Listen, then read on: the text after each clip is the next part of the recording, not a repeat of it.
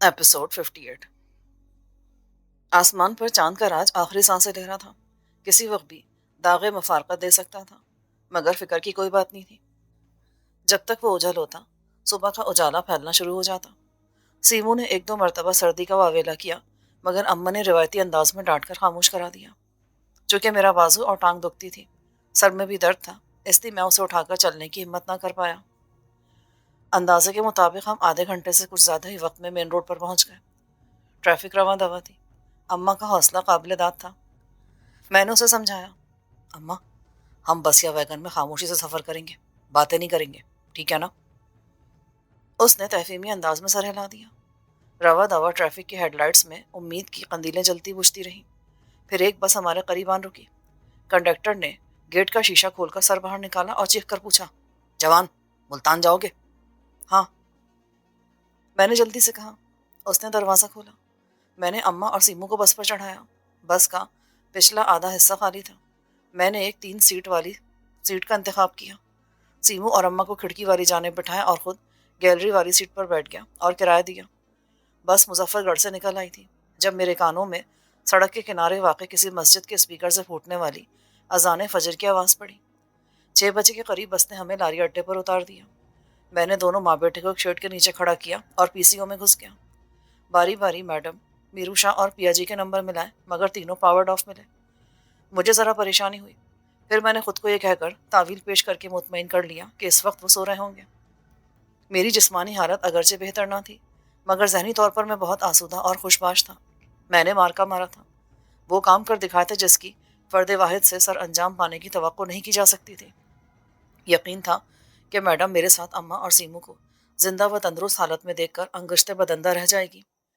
रिक्शे में बैठकर मैडम की कोठी की तरफ जाते हुए मैं इन्हीं फरत अंगेज सोचों के झूले में झूल रहा था। रिक्शे को कोठी से चंद कदमों की दूरी पर रोककर किराया अदा किया और दोनों को हाँकने के से अंदाज में चलाता हुआ कोठी के मेन गेट पर आया। सूरज तुलू हुआ ही चाहता था। जाहिर खान ने मुझे देखते ही नन्ही सी खिड़की से सर निकाला। ओए चिड़ी मार का बच्चा, तुम कौन लोग हो जो फजर के वेले इधर आ गया? उसके लहजे से सख्त बेजारी झलक रही थी। मैंने करीब होकर सरगोशी की। जाहिर खान, मैं शहरियार हूँ। वो एक झटका लेकर पीछे हटा, बगौर देखकर बोला, ए, तू झूठ बोलता है मौलवी, और तुम किधर का शहरियार है? चल तुम देखा, वरना ताने पहुंचा दूंगा। उसने अपनी टूटी फूटी उर्दू में रोब जमाया। मैंने 5 मिनट की मशाकाना मेहनत से उसे यकीन दिलाया कि मैं शहरियार हूँ। उसने अहमकाना अंदाज में टटोल कर मेरी दाढ़ी के नकली होने का यकीन किया। फिर मुझसे कई निशानियां पूछी। मेरे दुरुस्त जवाबात पर हैरान नजरों से मुझे घूरते हुए गेट का बगली दरवाज़ा खोला और अंदर आने की इजाज़त दे दी। उसने मेरी जामा तलाशी ली और लिबास में छुपी हुई गन अपनी तहवील में ले ली। कोई अपना बंदूक तो नहीं लगता, पर एकदम डंडा माल है, किधर से लिया है? एक लम्हे को मेरा दिल उछलकर हलक में आ गया। मैंने नूरपुर से निकलते हुए सोचा था कि सड़क के करीब पहुंचकर गन को फसलों में कहीं फेंक दूंगा। जब सड़क पर पहुंचा तो गन से गुल्लू खलासी का ख्याल दिल से महव हो गया। हालत सफर में गन की वजह से मैं किसी बड़ी मुसीबत में फंस सकता था। ये उधर सड़क पर पड़ी थी, सोचा जाहिर खान के काम आएगी, उठा ली। तुम्हें अच्छी लगी तो तुम रख लो। उसने खशमगी नजरों से मुझे घूरा और अम्मा और सीमू के बारे में पूछने लगा। मैंने उसे कहकर मुतमईन कर दिया कि ये मेरे घर वाले हैं। ओए चिड़ी मार का बच्चा, तुम घर वालों को इधर लाने से पहले नहला धुला तो लेता। कसम से बड़ा बदबू मारता है ये। उसने दुरुस्त कहा था। सीमू और अम्मा की हालत बड़ी नागुफ्तबा थी। उन्हें नहाए धोए ना जाने कितने दिन गुजर गए थे, जिसकी वजह से उनके जिस्मों से नागवार बू के भपके उठ रहे थे। चूंकि मैं फतह के नशे में चूर था, इसलिए मैंने उनकी ज़बूहाली पर ध्यान नहीं दिया। देता भी तो क्या करता। उनका हुलिया बेहतर करने का वक्त और मौका मुझे मैसर ना था। जाहिर खान मुझे साथ लिए गेस्ट हाउस तक आया। उसने नीम खाबीदा गनमैन को मुतवज्जो करके दरवाज़ा खोलने का इशारा किया और खुद पलट गया। मैंने गनमैन की मदद से गैलरी के आखिरी कमरे में दोनों माँ बेटे के सोने का बंदोबस्त किया। गनमैन ने बावर्ची को जगाकर हमारे लिए नाश्ते बनाने का कहा, जबकि मैंने अपने गेस्ट रूम की वार्डरोब खोली। मेरा उतारा हुआ सूट हैंगर पर टंगा हुआ था। उसे लॉन्ड्री का चक्कर दिलवा दिया गया था। मैं नाश्ते से पहले अपने मेकअप से निजात हासिल करना चाहता था। बाथरूम जाकर मैंने बड़ी एहतियात से दाढ़ी उतारी। बारीक और ना दिखाई देने वाली झिल्ली पर खुसूसी गम लगी हुई थी, जिसकी वजह से दाढ़ी उतारने का मरहला खासा अजियतनाक था। मूंछों में गम से लगे हुए लंबे इजाफी बाल नीम गर्म पानी की मदद से उतारे। आंखों से लेंस निकालकर महफूज किए। जख्मों का मुआयना किया। कुत्तों के काटने से बनने वाले नन्हे नन्हे गढ़ों में जमा हुआ खून भरा था, जिसे मैंने कुरेदना मुनासिब न समझा। भरपूर शावर लेने के बाद जब मैं बाथरूम से निकला तो बाजू और पिंडली में दर्द शदीद हो चुका था, जबकि जिस्म निस्बतन हल्का फुल्का हो गया था। जख्मों की नौयत को देखने के बाद मुझे ट्रीटमेंट की ज़रूरत महसूस हुई। गनमैन को भेजकर बालाई मंजिल से फर्स्ट एड किट मंगवाई, उसकी मावनत से जख्मों की बैंडेज की, दो चार गोलियां फांकी और बेड पर दराज हो गया। बावर्ची को मैंने हिदायत की कि जो ही मैडम जाके उन्हें मेरी आमद की इत्तला दे दी जाए। सीमू और अम्मा का खुसूसी तौर पर ख्याल रखने की ताकीद भी कर दी। मुल्तान से निकलने के बाद मुझे अच्छी और गहरी नींद नसीब नहीं हुई थी। खाले के कमरे में देर गए तक बातों का सिलसिला छिड़ा रहने और जहन में सोचो कि अमाजगा के सबब भरपूर तरीके से सो नहीं पाया था। दूसरी रात का इब्तदाई निसफ हिस्सा अपने डेरे पर चारे वाली चादर में कांपते और सोचते गुजारा था। बाकी आधा दौरानिया मौत के रक्स की नज़र हो गया था, जिसमें हर आन आसाब तने रहे, हर आन दिल को धड़का लगा रहा।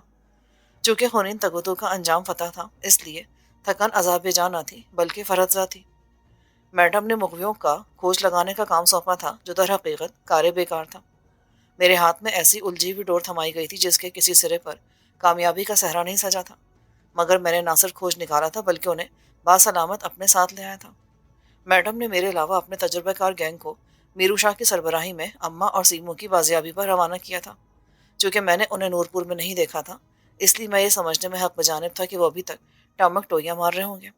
उनके मोबाइल बंद थे, वगरना मैं तजस्सुस के हाथों मजबूर होकर गेस्ट हाउस के फ़ोन पर उनसे रब्ता करता और उनकी कारगुजारी का इस्तफसार करता।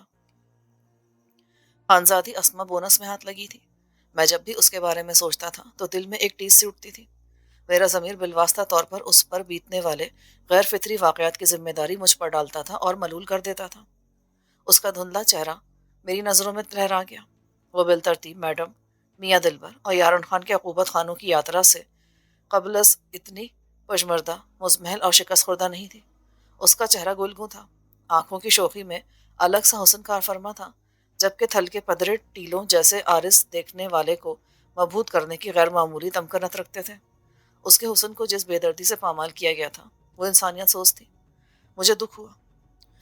फिर मुझे बख्शू लोहार की जोफ के मारे चीखती चिल्लाती साइकिल पर सवार होकर अस्मा की तरफ जाने वाले खाले का ख्याल आया तो होठों पर मुस्कुराहट आ गई। बंद आंखों के पर्दों पर खाले का सावलाया हुआ चेहरा फरत मुसरत और जज्बात से सुर्ख होता नजर आया। खुशी में वहम का नन्ना सा कांटा चुभ गया। खाला शौक व जोश में अस्मा को लेकर बलोच नगर पहुंचा होगा तो हैदर खान ने उसका स्वागत किस अंदाज में किया होगा। कहीं बेटी को उजड़े हालों में देखकर बरहम होने वाले खानजादे के तमाम पर गुस्से का वो शिकार न बन गया हो। अगर उसके साथ कोई ज्यादती हुई तो वो फिर मुझ पर आग बगूला होकर चढ़ दौड़ेगा। आफियत की एक ही सूरत बाकी थी कि अस्मा फौरी तौर पर अपने बाबा को खुद पर बीतने वाले जुमला वाक़यात से आगाह कर दे और खाले की पोजीशन खान की नज़रों में बेहतर हो जाए। इसी जहनी उधेड़बुन ने अपनी तमाम तर शोरीदा सरी नींद की देवी की दहलीज पर धेड़ कर दी और मैं दुनिया माफिया से गाफिल हो गया। कोई 2 बजे का अमल था जब मेरी आंख खुली। मैंने 2-4 भरपूर अंगड़ाइयाँ ली, मुंह हाथ धोया और किचन का रुख किया। कुक ने मेरे पूछने पर बताया कि मैडम को मेरे आने की इत्तला दे दी गई है, जबकि दोनों मेहमानों को मैडम के हुक्म पर सखी मोहम्मद के सुपुर्द कर दिया गया था। मैं ये जानकर शदीद मुतहय्यर हुआ और मैडम की बेअतना ये गैर फितरी लगी कि मैडम ने एक नज़र सीमू और अम्मा को देखने की भी जहमत नहीं की थी। वो ग्राउंड फ्लोर पर आई थी और ना ही उसने उन दोनों को ऊपर बुलाया था। कजा के उनके लिए हलकान हो रही थी और किसी खतरे को खातिर में लाए बगैर वीरान बेले में जा पहुंची थी, और कहाँ उन्हें करीब पाकर भी एक नज़र देखने की रवादार ना थी। मैं तगड़े लंच से फारिग होने के बाद मैडम के बुलावे के इंतजार में टीवी ऑन करके बैठा रहा। आधे घंटे बाद रूम इंटरकॉम पर जरमीना ने मैडम का पैगाम दिया। मैं चंद लम्हों बाद उसके आरास्ता कमरे में था। वो बेड पर गाँव तकिए की टेक लगाए नीम दराज थी। उसने सर की खफीफ जुम्बिश से सलाम का जवाब दिया और सोफे पर बैठने का इशारा किया। मैं बैठ गया तो वो मुझे गौर से देखने लगी। मैडम, क्या बात है, आप परेशान दिखाई दे रही हैं। उसने जवाब देने के बजाय मैट्रेस पर पड़ा हुआ मोबाइल फ़ोन उठाया और कोई नंबर डायल करने लगी। मैं उसके गैर मुतवक्को रवैये को देखकर उलझ गया। उसने क्रीम कलर का नफीस सूट जेब तन कर रखा था। वूल की झालर वाला कोट उस पर जच रहा था। चमकदार जुल्फें शानों पर बिखरी थीं। हल्के फुल्के मेकअप ने उसकी वजाहत को महमेज कर दिया था। वो पहले से भी ज्यादा खूबसूरत दिखाई दे रही थी, मगर चेहरे पर तारी संजीदगी और तफक्कुर और तरद्दुद की परछाइयां देखकर मुझे शदीद घुटन का एहसास होने लगा। वो मेरी मौजूदगी से बेनियाज होकर फोन कानों से लगाए बोल रही थी। फजूल बातें ना करो, रिपोर्ट दो। मुझे गड़बड़ का एहसास हुआ। वो पेश की जाने वाली रिपोर्ट को کامل متانت سے سنتی رہی، پھر قدرے طنزیہ لہجے میں بولی، نہیں شاہ جی، تم مان ہی لو کہ تم بوڑھے ہو گئے ہو، تمہارے دماغ کو زنگ چاٹ چکا ہے۔ تمہاری ساری گفتگو میں کارآمد بات یہ ہے کہ ہمارا مطلوبہ مال نور پور میں ہے۔ کہاں؟ کس کے پاس؟ یہ معلوم نہیں ہو سکا، ہے نا؟ میں سمجھ گیا کہ وہ میرو شاہ اور پیا جی کی کارکردگی سے ناخوش تھی، ان کے لتے لے رہی تھی۔ کیا ہمارے کام میں اتنی مہلت ملتی ہے جتنی تاخیر تم لوگوں نے کر دی ہے؟ ہرگز نہیں، یار یا پار والا دھندا ہے۔ وہ چھوٹا سا گاؤں جس میں بمشکل 100 کے قریب گھر ہیں، وہاں سے میری تیز ترا ٹیم اپنا مال ڈھونڈنے میں ناکام رہی ہے۔ شاہ جی، تم اچھی طرح جانتے ہو کہ عمران خان کیا چاہتا ہے۔ کیا میں شکست تسلیم کرتے ہوئے اس کے آگے سر جھکا دوں، اپنا بنا بنا سیٹ اپ اس کے حوالے کر دوں اور یرغمالوں کی سی زندگی گزار دوں؟ نہیں، تم ملتان آ جاؤ، تمام ساتھیوں کو لے آؤ، شہریار اکیلا انہیں یاران خان کے پنجوں سے نکال کے لے آیا ہے۔ اس نے منہ بنا کر فون بند کر دیا، پھر دوسرا نمبر ڈائل کیا۔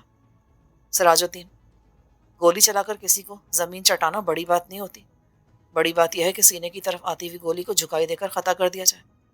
پھر کیا ہوا کہ تم لوگ ابھی تک ایک چھوٹے سے مشن میں الجھے ہوئے ہو؟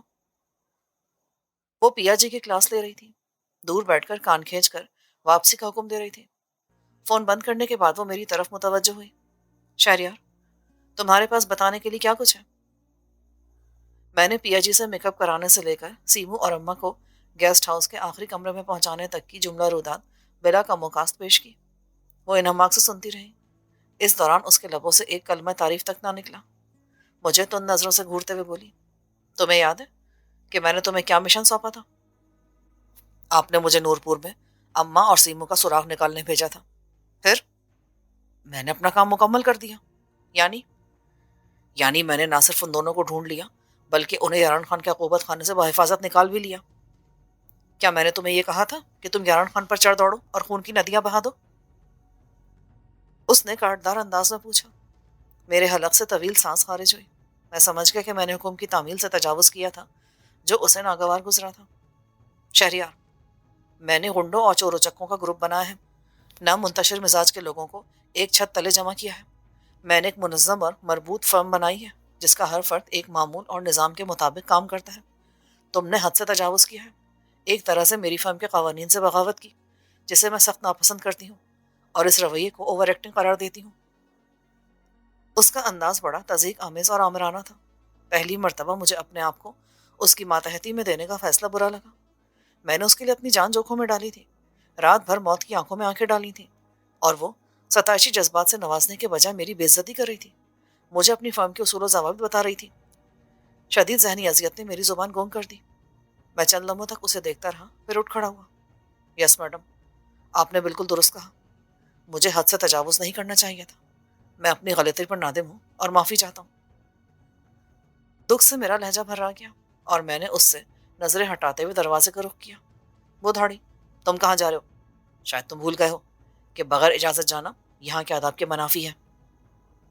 میں نہیں بھولا، آپ بھول گئی ہیں کہ میں ایک دیہاتی آدمی ہوں۔ میں فارمیلٹیز پر اتنا دھیان نہیں دیتا جتنا کام کی سر انجام دہی پر۔ آپ بھول گئی ہیں کہ آپ نے یہ کہہ کر کہ میں آپ کا دوست ہوں، نوکر نہیں، مجھے ہی اوقات سے باہر کیا تھا۔ اسی ہوا میں اڑتا ہوا میں یاران خان کی حویلی میں داخل ہوا تھا۔ میں نے احتیاط برتی تھی کہ میرے ہاتھوں کسی کی جان تلف نہ ہو، مگر مجبوراً مارا ماری کرنا پڑی۔ میں نہ کرتا تو خان کے باڈی گارڈز مجھے پچھاڑ دیتے۔ خان پر ہاتھ ڈالنا ناگزیر ہو گیا تھا۔ جب مجھے پتہ چل گیا کہ میرا مطلوبہ لوگ کہاں مقید ہیں تو کیا میں آپ کے پاس رپورٹ دینے کے لیے بھاگا چلا تھا؟ اس دوران بے پرواہ یاران خان ان دونوں کا ٹنٹا نکال دیتا یا انہیں کہیں اور لے جا کر پھینک دیتا۔ ایسا ہی ہوتا نا؟ پھر کیا میں سر اٹھا کر آپ کو رپورٹ دیتا اور کہتا کہ جو کام میرے ذمے لگایا گیا تھا میں نے کر دکھایا، حکم سے تجاوز نہیں کیا؟ میڈم، آپ ٹھیک کہتی ہیں، کیونکہ آپ مالکن ہیں، اس فرم کی کار مختار ہیں جس کا میں معمولی سا نوکر ہوں، کسی کا دوست نہیں ہوں، اس لیے جو کہتا ہوں وہ غلط ہوتا ہے، جو کرتا ہوں وہ غلط ہوتا ہے۔ میڈم، مجھے کسی بھی زخم نے اتنا مضطرب نہیں کیا جتنا آپ کی زبان سے ملنے والے زخم نے کیا ہے۔ میں جا رہا ہوں، جب آپ کا موڈ ٹھیک ہو جائے گا تب بلائیے گا، میں آ جاؤں گا۔ میرا رویہ نامعقول تھا، مگر اس وقت مجھے احساس نہیں تھا کیونکہ تضحیک نے میرے حواس مختل کر دیے تھے۔ میں توقع لے کر میڈم کے کمرے میں آیا تھا کہ وہ میرے کارنامے پر خوشی سے پھولے نہیں سمائیں گی، لیکن وہ الٹا ناراض تھی اور میری دانش میں اس کی خفگی بے محل تھی۔ میں دروازہ کھول کر نکلنا چاہتا تھا کہ میڈم کی تحکمانہ آواز سنائی دی، شہریار کم بیک۔ نہیں پلیز، مجھے جانے دیں۔ وہ بیڈ سے اتر کر ننگے پاؤں قالین پر چلتی ہوئی میرے عقب میں پہنچ گئی، شانے سے پکڑ کر اپنی جانب موڑتے ہوئے بولی، جذبات انسان کو اندھا کر دیتے ہیں، ہر معاملے کو جذباتی نظر سے دیکھو گے نا تو دھوکے پر دھوکا کھاؤ گے۔ تم نے ایک نہیں دو بھیانک غلطیاں کی ہیں۔ سنو، تمہیں یارن خان کے قریب ہرگز نہیں جانا چاہیے تھا، کیونکہ تم نہیں جانتے کہ وہ کتنا موذی اور خطرناک ناگ ہے، ڈستا ہے تو پانی تک پہنچنے نہیں دیتا۔ مجھے علم تھا کہ اس کی حویلی کے نیچے ایک طلسماتی دنیا آباد ہے، میں نے اس میکینزم سے متاثر ہو کر سی سیریز تعمیر کرائی تھی۔ تم لا علم تھے، اوپر سے خالی ہاتھ بھی۔ تم نے جو کامیابی حاصل کی ہے یہ بہت بڑی ہے، مگر ذرا یہ سوچو، کیا یہ اتفاقی کامیابی نہیں؟ کیا تم نے دانستہ طور پر احمقانہ قدم اٹھا کر موت کے منہ میں ہاتھ نہیں ڈالا؟ ذرا بتاؤ، اگر تم مارے جاتے تو میرا کتنا بڑا نقصان ہو جاتا؟ گیارن خان اگر عام آدمی ہوتا یا دوسرے خانزادوں کی طرح بارکنگ ڈاگ ہوتا نا، تو کب کا میرے ہاتھوں کچلا گیا ہوتا۔ اس نے شانے پر سے ہاتھ اٹھایا، میرا ہاتھ تھاما اور کھینچ کر صوفے تک لے گئی، پھر صوفے پر دھکیل کے بولی، دوسری مسٹیک تم نے یہ کی کہ زندگی کی قیمت پر ہاتھ لگنے والی اسما کو تم نے کھالے کے ساتھ روانہ کر دیا۔ کیا تمہیں یاد نہیں تھا کہ میں نے اسما کو کتنی بڑی قیمت وصول کر کے میاں دلبر حسین کے حوالے کیا تھا؟ تمہیں نے تو وہ رقم رنگوں قصائی سے وصول کی تھی، بھول گئے کیا؟ زندہ ہاتھی لاکھ کا ہوتا ہے، مرا 1.25 لاکھ کا۔ تم اگر اسما کو میرے پاس لے آتے تو وہ یقیناً پہلے سے دگنی قیمت میں دی جاتی۔ حیدر خان کو تم اتنا نہیں جانتے جتنا میں جانتی ہوں، وہ اپنی بدنامی کے گواہ خالد عرف خالے کو فوراً یا بدیر گولی مروا دے گا، کیا سمجھے؟ میرا دل دھک سے رہ گیا، میں نے اس رخ سے تو سوچا ہی نہیں تھا۔ میں نے جلدی سے کہا، میڈم مجھے یقین ہے کہ وہ ایسا نہیں کرے گا۔ رہی بات اسما کو یہاں لانے کی، تو میں اعتراف کرتا ہوں کہ مجھ میں اتنی ہمت نہیں تھی۔ میرا ضمیر تب بھی میرے عمل کو قبول نہیں کر رہا تھا جب میں اسے بے ہوشی کی حالت میں رنگو قصائی کے حوالے کرنے گیا تھا، مگر آپ کے حکم کی تعمیل ضروری تھی۔ میں نے کئی مرتبہ سوچا اپنے طور پر کہ میاں دلبر حسین کے تعاقب میں جاؤں اور اسما کو اس کی دلدل سے نکال لاؤں، پھر جب وہ مجھے نظر آئی تو مجھے اپنے ضمیر پر پڑی ہوئی بھاری بھرکم سے لٹانے کا موقع مل گیا۔ مالی نقصان تو کیا نا، آپ کے پاس دولت کی کمی نہیں ہے۔ دیکھو، اگر ہر امیر آدمی یہی سوچ لے نا تو دنیا امن و شانتی کا گہوارہ بن جائے اور ساری بھاگ دوڑی ختم ہو جائے۔ تمہاری ناتجربہ کاری کو مد نظر رکھتے ہوئے میں تمہاری اس غلطی کو نظر انداز کرتی ہوں۔ آئندہ ایسا نہیں ہونا چاہیے، سمجھے؟ نہیں میڈم، آپ کو جب بھی میں تکلیف میں دیکھوں گا ایسے الٹے سیدھے کام کروں گا۔ کیا مطلب؟ یعنی ہر مرتبہ تم ایسا ہی کرو گے؟ میں نے اس بات میں سر ہلایا، اس کی آنکھیں شعلہ بار ہو گئی۔ او یو کریزی مین، کیوں اپنی غلطی پر ڈٹ گئے ہو؟ ایسی حماقت پھر کبھی نہ کرنا۔ کنویں میں گرے ہوئے آدمی کو نکالنے کے لیے کنویں میں اندھا دھند چھلانگ لگانے والا دوہرا نقصان کر بیٹھتا ہے، فائدہ نہیں۔ تم مجھے بہت پیارے ہو اور میں تمہیں کھونا نہیں چاہتی، کیا تمہیں اتنی سی بات بھی سمجھ نہیں آتی؟ مجھے ایک جھٹکا سا لگا، اب میں سمجھا کہ وہ کیوں اتنی برانگیختہ تھی کہ میری کامیابی پر ذرا بھر بھی خوش نہیں ہوئی تھی۔ یہ عقدہ کھلتے ہی مجھے اس کا تمتمایا ہوا چہرہ بڑا بھلا لگا۔ کیا آپ جذباتی انداز میں نہیں سوچ رہی؟ وہ ایک دم تھم گئی، صوفے پر سر ڈال کر آنکھیں موند کر ہونٹ کاٹنے لگی، کچھ سوچنے لگی۔ میں نے اس کا ہاتھ دبایا۔ میڈم، آپ کی فرم کے عبور میں جذبات کا عمل دخل یقیناً قابل برداشت نہیں ہوگا۔ پھر آپ نے مجھے کامیابی پر مبارکباد دینے کے بجائے اس نقصان کے بارے میں سوچنا شروع کر دیا جو کہ ہوا ہی نہیں۔ اس نے میری آنکھوں میں آنکھیں ڈالی۔ شہریار، اماں، سیمو اور بابا تینوں میرے نزدیک دنیا کے سب سے قیمتی انسان ہیں۔ انہیں مصیبت میں دیکھ کر میں باولی ہو گئی تھی، کیونکہ میرا ان سے رشتہ ہے، تعلق ہے، مگر تمہارا نہیں ہے۔ تمہیں ایموشنل نہیں ہونا چاہیے تھا۔ دیکھو، وہ دونوں تو آگ میں گر گئے تھے، تم انہیں آگ سے نکالنے کے لیے گئے تھے، اپنے ہاتھ پاؤں بچا کر نکالتے، احمقوں کی طرح چھلانگ تو نہ لگا دیتے۔ میں مانتی ہوں کہ تم نے میری خاطر یہ قدم اٹھایا۔ تم شاید کبھی بھی نہیں مانو گے کہ تم مجھے اتنے ہی پیارے ہو جتنے کہ سیمو اور اماں پیارے ہیں۔ ہاں، جب مجھے پتہ چلا کہ تم ان دونوں کو نکال لائے ہو تو مجھے ذرا بھر بھی خوشی نہیں ہوئی، بلکہ میں یہ تصور کر کے کانپ اٹھی کہ اگر تمہیں کچھ ہو جاتا تو۔ نہیں شہریار، میں سچ کہتی ہوں، تم نے میرا دل دکھایا ہے۔ اس کی آنکھیں آنسوؤں سے بھر گئیں، وہ میری جانب کھسک کر میرے پہلو سے لگ گئی۔ جب میرو شاہ میری حکم عدولی کرتا ہے، اول فال بکتا ہے، تب میں دیکھتی ہوں کہ تمہاری آنکھوں سے حیرانی جھلکنے لگتی ہے۔ تم شاید سوچتے ہوگے کہ میں اس سے دبتی ہوں۔ نہیں، ایسا نہیں ہے۔ میں اس کا احترام کرتی ہوں، کیونکہ مجھے اتنی بڑی سلطنت کی رانی بنانے والا وہی مذاقہ خیز حال حلیے والا میرو شاہ ہے۔ میں اس میرو شاہ کو دیکھتی ہوں جس نے مجھے زمین سے اٹھا کر آسمان پر بٹھا دیا۔ اسی طرح میں اس شہریار کو دیکھتی ہوں جسے دیکھ کر مجھے یقین ملتا ہے کہ دنیا میں خلوص نام کا جذبہ بھی موجود ہے۔ میں نے تمہارے بارے میں کچھ ایسا سوچ رکھا ہے جیسا تمہارے وہم و گمان میں بھی نہیں ہے۔ میڈم، آپ بہت گہری ہیں، مجھے افسوس ہے کہ میں نے آپ کو غلط سمجھا۔ ہاں، یہ ہوئی نا بات، مگر تم تو منہ پھلائے ہوئے بھی اچھے لگ رہے تھے۔ آدمی اگر برہم ہو تو فطری صداقت یہی ہوتی ہے کہ وہ ناراض دکھائی بھی دے۔ جو شخص غم چھپا کر مسکراتا ہے، خوشی چھپا کر لاپرواہ نظر آتا ہے اور غصے کو دبا کر مسکراتا ہے نا، سمجھو کہ وہ لوگوں کی مرضی کے مطابق نظر آنا چاہتا ہے، یعنی منافق۔ مجھے خوشی ہے کہ تم دوہرے پن کا شکار نہیں ہو۔ میڈم، میں آپ کے بارے میں جاننا چاہتا ہوں، اگر مناسب سمجھے تو وہی کہانی مکمل کر دینا جو آپ مجھے مثالیہ کے کلینک میں سنانے لگی تھی۔ چندو ماہی اور بابا گامن والی؟ جی وہی۔ انسان جس سے محبت کرے اس کے بارے میں سب کچھ جاننے کا خواہش مند ہوتا ہے۔ ہاں، تم نے ٹھیک کہا، میں تمہیں سب کچھ بتا دوں گی، مگر وقت آنے پر۔ بابا گامو اور اس کے خاندان کے تحفظ کی پالیسی کیا ہے؟ بتاتی ہوں۔ تم پھر سے بوتل، گلاس اور برف نکال لاؤ۔ وہ پینا چاہتی تھی۔ میں نے اسے شکوہ کرنا نظروں سے دیکھا اور حکم کی تعمیل کرتے ہوئے اس کیما پر بیڈ پر تینوں چیزیں رکھ دیں۔ وہ صوفہ چھوڑ کر بستر پر آن بیٹھی، آلتی پالتی مار کر بیٹھ گئی، گلاس میں آگ انڈیل کر، سفید انگارے ڈال کر گھونٹ گھونٹ حلق میں انڈیلنے لگی۔ شہریار، وہ تینوں اب خیرپور میں محفوظ نہیں رہ سکتے، کیونکہ وہ میرے حوالے سے منظر عام پر آ گئے ہیں۔ جب تک وہ لوگوں کی نظروں سے اوجھل تھے، زندہ اور محفوظ تھے، انہیں زندہ رکھنے کے لیے میں ان کی غربت کا کڑوا گھونٹ حلق میں اتار لیا کرتی تھی۔ انسان کے پاس کروڑوں کا بینک بیلنس اور جائیداد ہو، تب بھی وہ اپنے پیاروں کو پائی پائی کو ترستا دیکھ کر صبر کرے۔ بہت صبر آزما ہے، مگر میں نے اس عذاب سے صرف اس لیے مفاہمت یہ رکھی کہ میرا دشمن ان پہ وار نہ کرے۔ پر اب وہ بات نہیں رہی، اس لیے میں نے انہیں ملتان میں رکھنے کا فیصلہ کیا ہے۔ سخی محمد ان کے ساتھ ہے، چند دنوں میں میں ان کا معقول بندوبست کر دوں گی۔ میں نے سر ہلا دیا۔ اب تم گھر جاؤ، تمہیں آرام کی ضرورت ہے۔ میں دروازے کی طرف بڑھ گیا۔ حسب سابق اس نے آواز دے کے دروازے پہ روک لیا۔ میں نے پلٹ کر دیکھا۔ تم نے میری توقع سے کہیں بڑا کام کر دکھایا، وہ جیسے میرو شاہ اور پیا جیسا گھاگ آدمی بھی کرنے میں ناکام رہے۔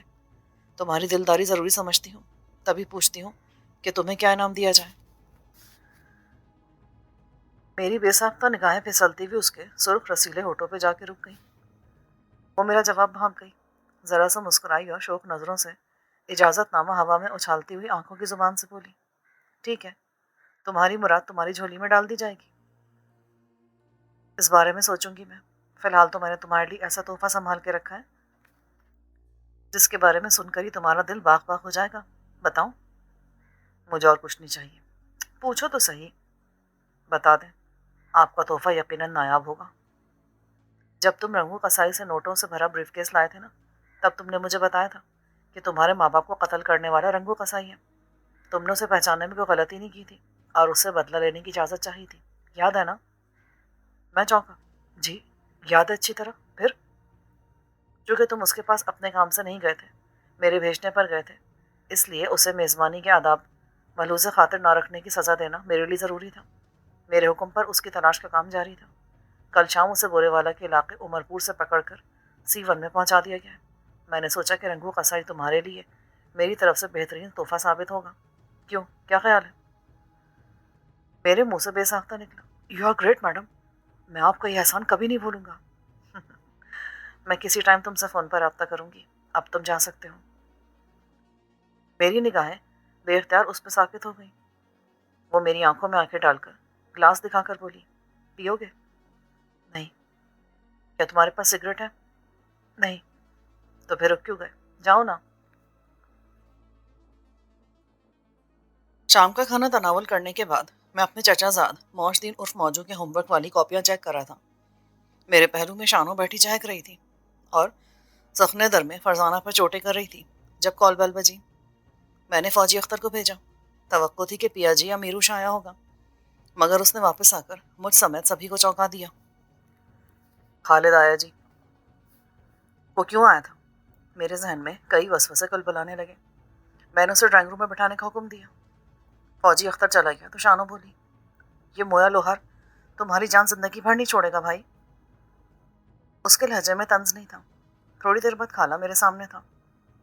اس کا حلیہ دیکھ کر دل کو تسلی ہوئی کہ خیریت ہی، کیونکہ وہ بند سنور کر بال چپیٹ کر آیا تھا۔ میں نے کھانے کا پوچھا۔ نہیں یار، کھانا کھا چکا ہوں، چائے پلوا دوں، پھر تمہیں مزے کی بات سناتا ہوں۔ میں نے بآواز بلند فوجی اختر کو چائے بنا کر لانے کا کہا۔ دروازے میں شانوں نے جھانکا۔ بھائی کھالے، ہمارا گاؤں کیسا ہے؟ ہم دونوں چونکے۔ مجھے فرش پر پڑنے والے سایوں سے اندازہ ہو گیا کہ شانوں کے ساتھ فرزانہ اور موجو بھی ہمتن گوش کھڑے تھے۔ خالہ اٹھا، دروازے میں گیا اور تینوں کے سروں پر روایتی انداز میں ہاتھ رکھ کر پیار کرتے ہوئے نورپور کے بارے میں بتانے لگا۔ جب تینوں کی تشفی ہوئی تب انہوں نے خالے کی جان چھوڑی۔ چائے پینے کے بعد اس نے میرے استفسار پر بتایا، شہرے، میں نے کبھی زندگی میں نہیں سوچا تھا کہ میں اور بی بی جی اس طرح سائیکل پر سفر کریں گے۔ بڑا دکھی تھی وہ، بات بات پہ رو رہی تھی، مجھ سے پوچھ رہی تھی کہ اسے نئی زندگی دینے والا ظفر اقبال ہے کون، کہاں کا رہنے والا ہے۔ میں اسے ٹالتا رہا کیونکہ تم نے مجھے کہا تھا کہ میں اس پر تمہاری حقیقت نہ کھولوں۔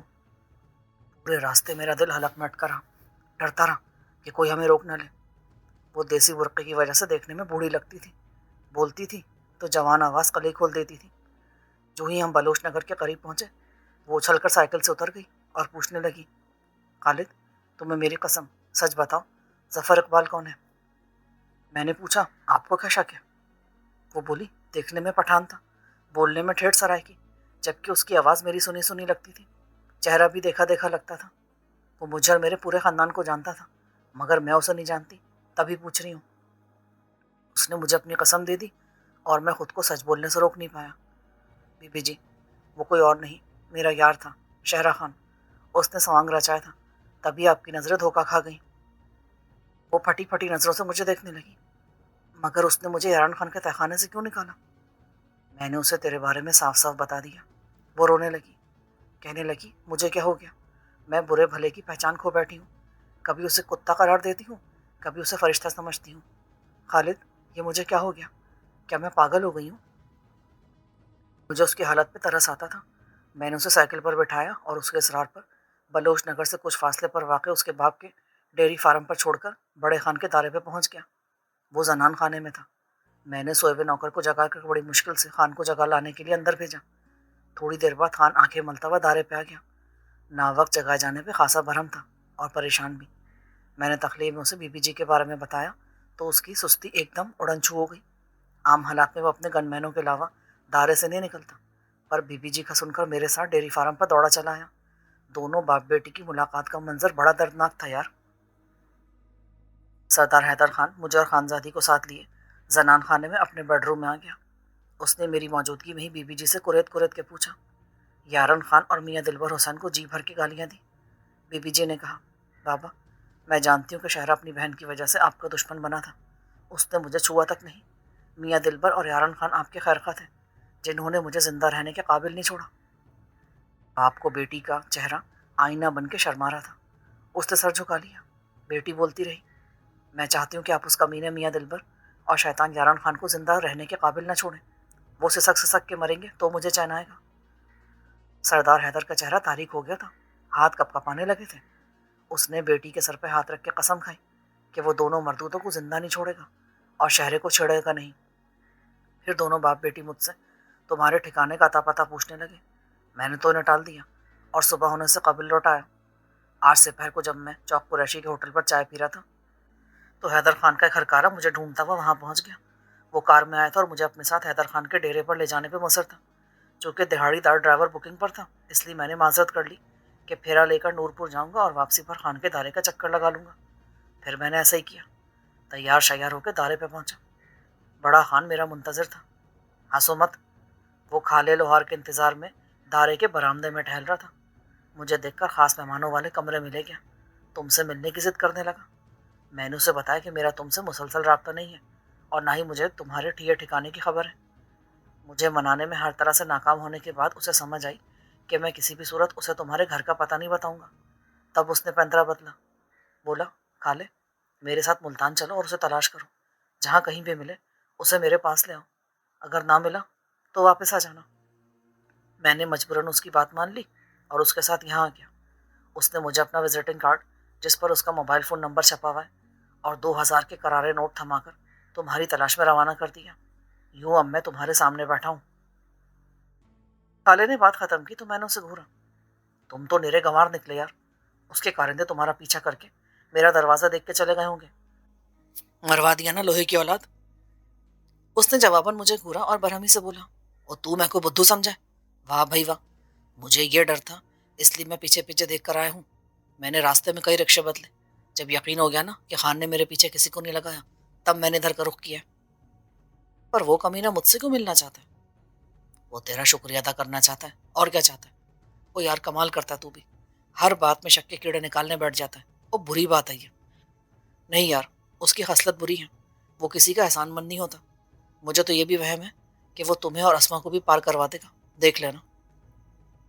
پار کروا دے گا؟ جانتے ہو وہ بی بی جی سے کتنا پیار کرتا ہے, 1 منٹ بھی اس کے بغیر نہیں رہ سکتا. اور وہ مجھے کیوں پار کروائے گا؟ میں نے کیا بگاڑا اس کا ہے؟ میں نے اس کی ناراضگی کی پرواہ نہ کرتے ہوئے خان سے ملنے سے ترنت انکار کر دیا. میں حیدر خان یا اسما سے ملنا نہیں چاہتا تھا. وہ مجھے برابر بناتا رہا, سمجھاتا رہا کہ حیدر خان کا دل موم ہو گیا ہے, اس سے بنا کے رکھنی چاہیے. ہم غریب لوگ ہیں, امینوں سے ٹکراؤ ہمارے بس کی بات نہیں, وغیرہ وغیرہ. میں نے تنگ آ کر کہا, یار کھا لے, آخر مجھے اس سے ملنے میں کیا فائدہ ہوگا؟ وہ تو نقصان بھی کیا ہوگا.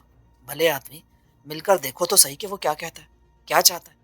اگر اس کی کوئی بات دل کو لگے تو ٹھیک ہے, ورنہ تو اپنے گھر میں خوش, وہ اپنے گھر میں خوش.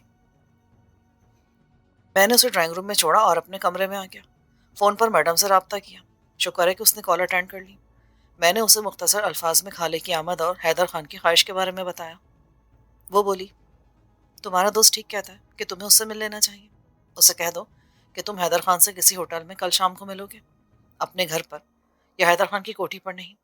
ہوٹل اور جگہ کے بارے میں تمہیں بتا دوں گی, اور تم کل سے پہر میں حیدر خان یا خالد کو انفارم کر دو گے. Okay and bye. میں تفصیلاً بات کرنا چاہتا تھا مگر اس نے اپنا فیصلہ سنا کر فون بند کر دیا.